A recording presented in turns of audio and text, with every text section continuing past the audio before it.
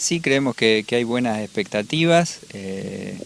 Si bien el escenario a principio de año no era el ideal, el clima acompañó, las reservas de humedad fueron muy buenas en esta zona. Hubo dentro de la provincia de Buenos Aires episodios de excesos hídricos que por suerte en esta campaña no nos tocó a nosotros.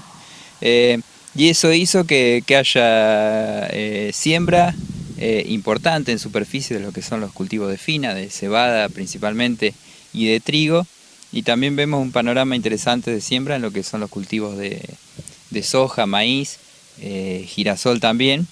acompañado además por un panorama más que interesante en la producción ganadera. Así que vemos que las dos actividades principales del Partido Bolívar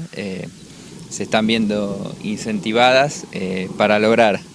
una buena cantidad de superficie trabajada y también creemos que buenos rendimientos. Hablando de lo que es ganadería, ¿el productor vos notás que ha vuelto a sembrar pasturas, ha vuelto a consultar sobre lo más favorable para su campo con respecto a la ganadería? En general en esta campaña hemos visto mayores consultas en lo que es la producción ganadera, no solamente en el tema de pasturas, que el productor todavía no lo toma como una práctica tan habitual, principalmente cuando ven los costos de implantación. En esta campaña han aumentado bastante los costos de implantación, pero sí hemos visto mucha consulta y mucho vuelco a lo que son verdeos, tanto verdeos de invierno con distintas especies y en este momento lo que son verdeos de verano, principalmente con el sorgo como principal cultivo. En sorgo se ha avanzado mucho en los últimos años en lo que es la tecnología sobre el sorgo, consiguiendo forrajes realmente muy interesantes. Sí, el sorgo, sobre todo en lo que se ha desarrollado, es en el abanico de posibilidades que nos dan los nuevos cultivares y donde tenemos una gama de materiales que pueden servir para diferentes ofertas para el animal, tanto sea como sorgo de pastoreo, sorgo diferido, picado como silaje, grano, o sea que el productor ahí tiene un abanico, tiene un montón de posibilidades, también en el caso con diferentes fechas de siembra, para poder darle distintos tipos de alimento a la producción animal. ¿Vos creés que este tipo de cultivos y conservados que se están usando desde hace algunos años reemplaza a lo que es la pastura habitual por una cuestión de costos y de manejos? En realidad todo lo que sean forrajes conservados son un complemento, o el productor debería tomarlo así. La base, desde el punto de vista productivo y desde el punto de vista económico, siempre tiene que ser el forraje como pasto, principalmente las pasturas y con el acompañamiento en distintos baches del año, como son los verdeos tanto de invierno como de verano. Y después las reservas forrajeras son importantísimas, también desde el punto de vista económico. Si uno analiza el costo de la materia seca, después del pasto sigue siendo lo segundo más barato,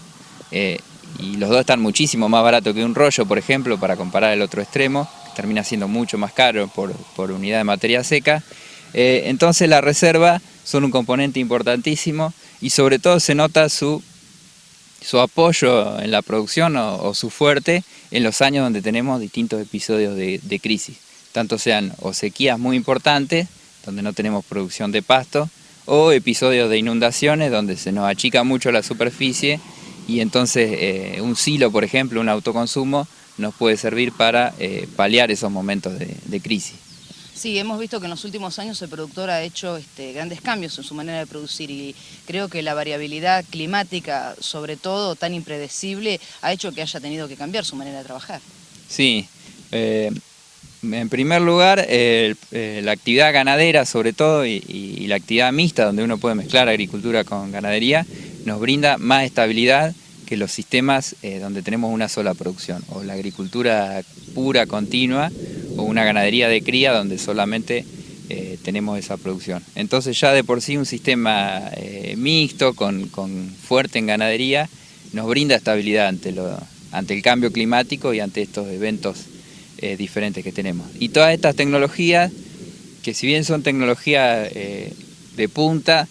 no en todos los casos requieren un mayor costo, sino que en general son tecnologías de manejo, de procesos y donde en sí el alimento, la base que podemos lograr termina siendo en varios de los casos económicos, le permiten al productor una estabilidad climática, podríamos decir, pero también económica del sistema.